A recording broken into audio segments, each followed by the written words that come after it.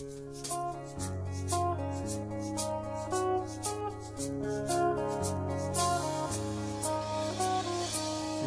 hanggang Sabado, puro na lang trabaho. At pagsapit ng Linggo, kailangan may negosyo, maghanap na raket.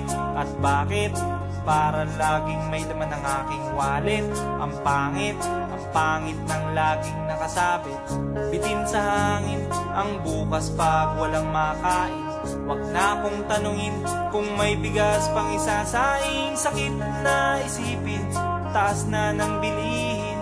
Pilitin mong abutin, kita mo makakaraos din.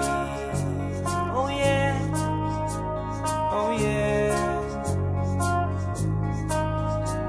Nung una, inyo pa kayang naaalala, sa Hey-Ho meron akong ibinibenta. Special offer die, special offer die. Shampoo die, shampoo die. May libre kayong toothpaste at libre kayong toothbrush. May libre kayong toothpaste, may libre kayong toothbrush. At saka po candy, tsaka po candy. At saka po keso, tsaka po keso. At saka po carrots, tsaka po carrots. At saka po ketchup. Kaya ngayon, eto na naman ako, nagbi-business ng kung ano-ano. Merong ballpen, pentel pen, at pwede mo rin akong maging boyfriend. Basta't 7, uuwi na ako sa amin, kasi meron pa akong gagawin. Magpapasuso nitong alaga kong tuta. Palusok, mabait, patigla. Uy, merong isang chick, gusto niya raw akong mamit. Murder siya sa akin at bibili ng meat. Tong aking longganisa, ang kanyang kursonada. Kasi malaki, kasi mataba at mahaba.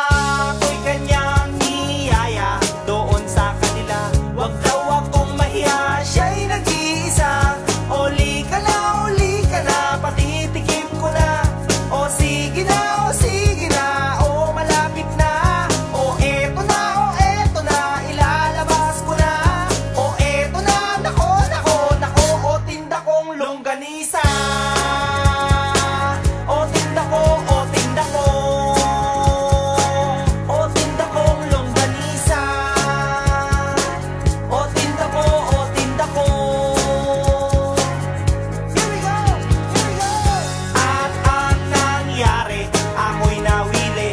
Pakwento siya kasi at hindi corny. Ginawa ko ng lahat sa kanya at wala ng boundary. Sinakyan ko na siya kasi sinakyan niya na rin ako.